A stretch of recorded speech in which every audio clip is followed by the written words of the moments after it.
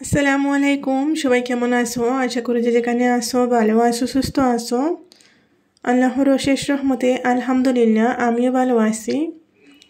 আজকে আবারও নিয়ে আসছি আরও একটি নতুন রেসিপি আপনাদের মাঝে শেয়ার করার জন্য। আজকের রেসিপিটা হচ্ছে মাছের লেজ দিয়া অনেক মজার একটা ভর্তা করব। পরিবারের সবাই তৃপ্তি সহকারে এই মাছের ভর্তা দিয়ে ভাত খেতে পারবে এমন একটা রেসিপি। এক পিস মাছ দিয়ে সবাই পেট ভরে খেতে পারবে। আপনারা পুরো ভিডিও দেখতে থাকো, আশা করি আপনাদের কাছে অনেক অনেক ভালো লাগবে। যারা ভিডিওটা দেখা শুরু করেছেন ভিডিওটাতে একটা লাইক দিয়ে দেখা শুরু করবেন। তো এখানে আমি কি নিয়েছি আপনারা হয়তো দেখেই ফেলেছেন। কাঁচামরিচ নিয়েছি, শুকনা মরিচ, পেঁয়াজ, রসুন, তারপরে হচ্ছে একটা টমেটো, একটা আলু আর একটা রুই মাছের লেজ নিয়েছি। যে কোনো ধরনের মাছের লেজ বা মাছের পিস দিয়েও করতে পারেন। এখন আমি মাছের মাঝে হালকা হলুদ আর লবণ দিয়ে মেখে নিয়েছি। এখন মাছের পিসটা ভেজে নেব। আর যে কড়াইতে ভাজা করতেছি এই কড়াইতে হচ্ছে আমি আগে আরও মাছ ভাজা করেছিলাম। তো সরিষার তেলের মাঝেও করেছি ভাজাটা আমি, কারণ ভর্তাতে সরিষার তেল হলে ভালো লাগে খেতে। মাছটা আমি উল্টে পাল্টে সব দিক দিয়ে ভালো করে ভেজে নেব। ওইদিকে আমার মাছ ভাজা হচ্ছে আর এইদিকে আমি আলু, টমেটো, পেঁয়াজ ওইগুলো কেটে নেব, কারণ ওগুলো আগে থেকে কাটিনি আমি। আর পেঁয়াজের আমি 4 পিস করেছি, আলুর 4 পিস করেছি আর টমেটো 2 পিস করেছি একটা টমেটোকে। আর পেঁয়াজ দেখতে পারতেছেন ছোটো ছোটো করে কেটে নিচ্ছি। এই সবগুলা হচ্ছে আমি ভাজা করে নেব, তারপর ভর্তা করব। সেই কারণে পেঁয়াজের পিসগুলো একটু আর কি মোটা মোটা হয়ে যাচ্ছে, প্রবলেম হবে না কারণ ভাজা করব। আর এখানে মাছটা ভালো করে সুন্দর করে ভাজা করতেছি যাতে ভালো করে ভিতর দিকটা সিদ্ধ হয়। মাছ ভাজাটা হয়ে গিয়েছে, এখন বাকি আমি পেঁয়াজ, টমেটো, আলু, কাঁচামরিচ ওইগুলো ভাজা করে নেব। তো প্রথমে আলু দিয়ে দিচ্ছি, তার সাথে হচ্ছে কাঁচামরিচও দিয়ে দেব। আর আলুটা হচ্ছে আমি ভাজা করার মাঝেই সিদ্ধ করব, পাতলা করে কেটেছি সেই কারণে যাতে এই ভাজার মাঝেই ভালো করে সিদ্ধ হয়ে যায়। আলুর সাথে আমি দিয়ে দিয়েছি কাঁচামরিচগুলাও।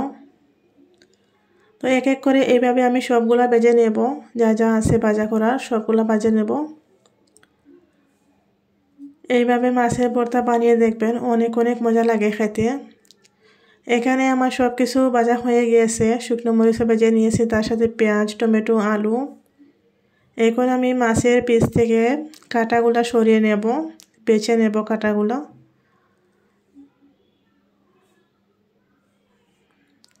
মাছ থেকে কাঁটাগুলো বের করে তারপরে হচ্ছে কীভাবে ভর্তাটা করি আপনারা দেখতে থাকো, বুঝতে পারবেন আর শিখতেও পারবেন। এই মাছের ভর্তা হলে গরম ভাতের সাথে আর কিছুই লাগবে না, অনেক অনেক মজা লাগে খেতে। এক পিস মাছের ভর্তা দিয়ে সবাই অনেক মজা করে তৃপ্তি সহকারে ভাত খেতে পারবে। আপনারাও ট্রাই করে দেখবেন, আপনাদের কাছেও অনেক অনেক ভালো লাগবে এই রেসিপিটা। তো এখন আমি হচ্ছে সবগুলো উপকরণ গ্রাইন্ডারে গ্রাইন্ড করে নেব। পেঁয়াজ আমি কিছুটা রেখে দিয়েছি, পরে হাত দিয়ে মেখে দেব। আপনারা চাইলে শিলপাটায়ও বাটতে পারেন। তো এখানে আমার গ্রাইন্ড করা হয়ে গিয়েছে আর আমি প্লেটে ধনে পাতা আর কিছুটা পেঁয়াজ রাখছি, যে ভাজা করা পেঁয়াজগুলো। আর কিছুটা পেঁয়াজ আমি গ্রাইন্ড করে নিয়েছি। এখন আমার এগুলো গ্রাইন্ড করা হয়ে গিয়েছে, আমি ধনে পাতা আর পেঁয়াজ দিয়ে মেখে নেব হাত দিয়ে।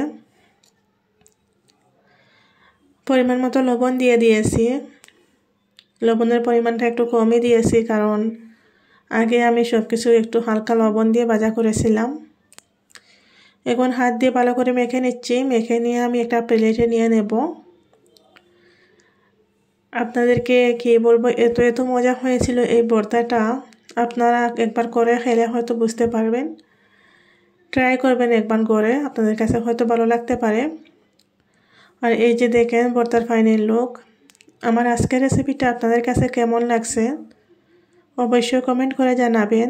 আর যদি ভালো লেগে থাকে তাহলে ভিডিওটাতে একটা লাইক দিয়ে আমার চ্যানেলে নতুন হলে চ্যানেলটাকে সাবস্ক্রাইব করে নেবেন।